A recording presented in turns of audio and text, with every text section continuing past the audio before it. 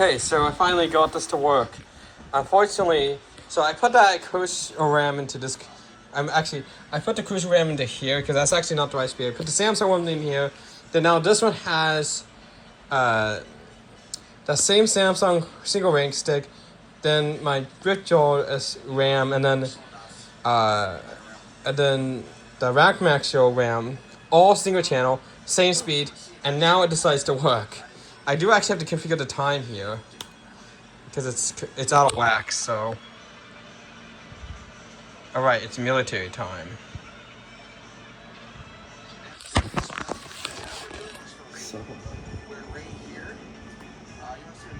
So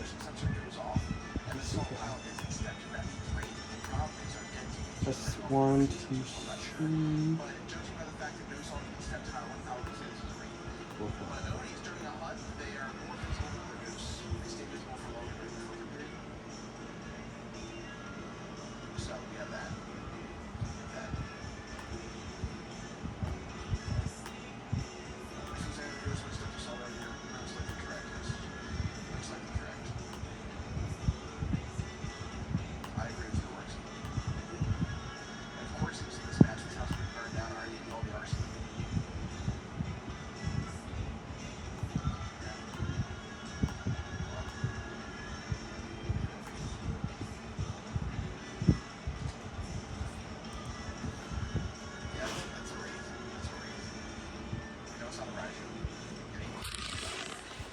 Okay, so about that, the backlight does work.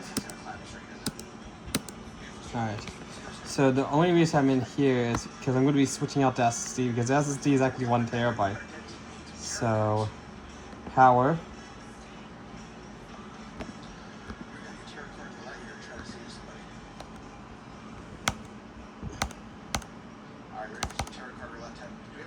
Yes.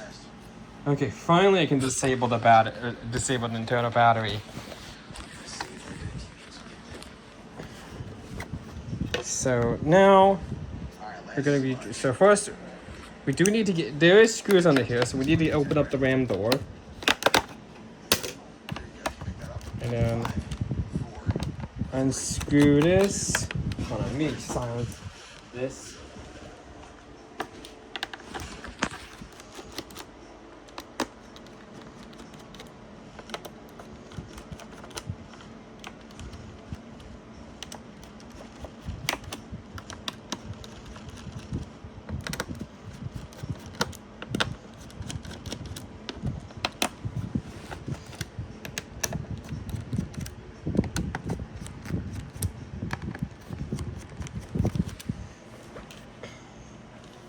Alright, let's go ahead.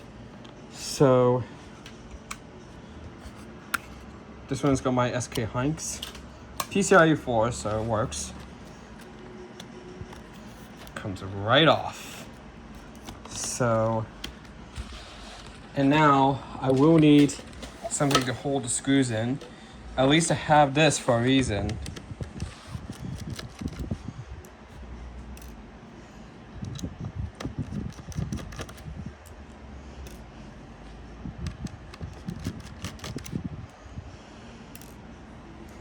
Okay, I'm gonna go ahead and open this up.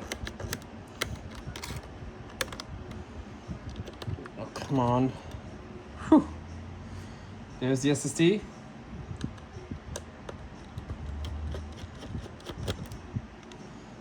Put it there.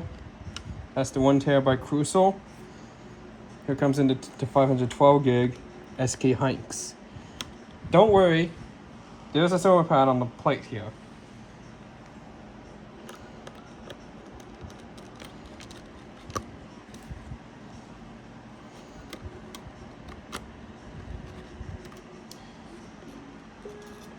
Let's boot that back up.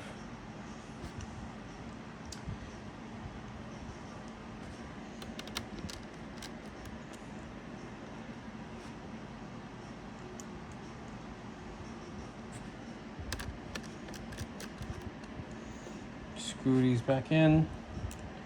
And one thing is replacing this keyboard is by far the easier one because there's no screws here, so much more easier. So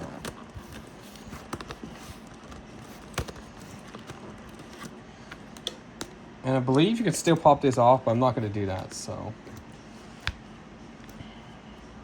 Okay.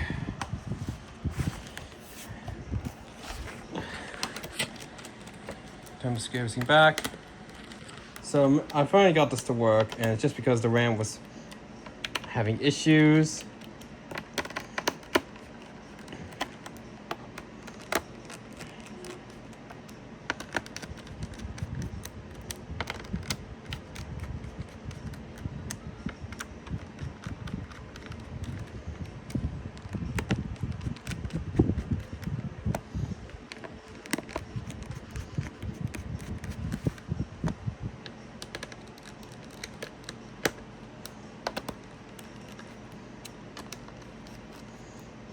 So right here, you can actually see I have one of the RAM sticks and the other one's underneath it. So now time to get the RAM door closed.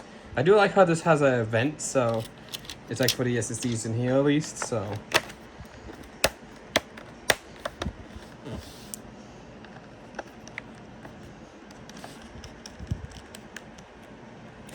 Now, since I replaced the SSD, I will need to install the operating system. No, not Windows 10. Perfect. Oh, this actually has an SD card here. That's handy. So now, since there's no operating system on this SSD, it should actually automatically. Oh yeah, I forgot. I need to get the power cord connected again. Oops. Alright. Now since there's no operating system on the SSD, it should automatically default to boot off the flash drive. So this does actually have a preset of Windows 11, but I'd rather reimage it, and of course, surprisingly, it allows this to go through without any security violations. But like I said, this is imaged with a preset of operating system. Now, one thing I'm kind of afraid with this computer is that there may be. So it didn't alert me for compute trace still. That's fine. That's fine. So there's no compute trace, but it may alert. It may have Intune. I hope it doesn't, because this is a corporate ThinkPad. So. Oh. Okay, I guess it makes sense. It's a Gen 2, so you actually have trackpad drivers, and we actually kind of have resolution already. So, because there's no operating system on the SSD, so you can see it's working. So this now has 56 gigabytes of RAM. That's really good for this computer.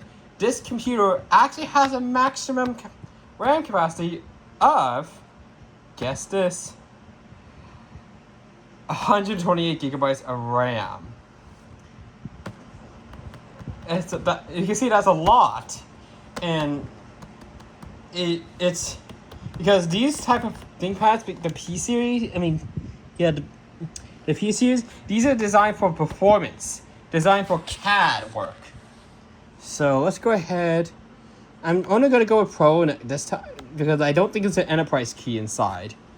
So. Yeah, like on Gen 1, T14, the backlight does not stay on.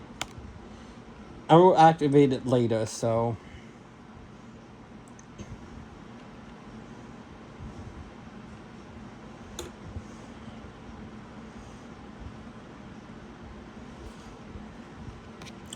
But, yep. And, yeah, this one must have had FidoOS on it, but it doesn't really matter anymore. So let's click next and install.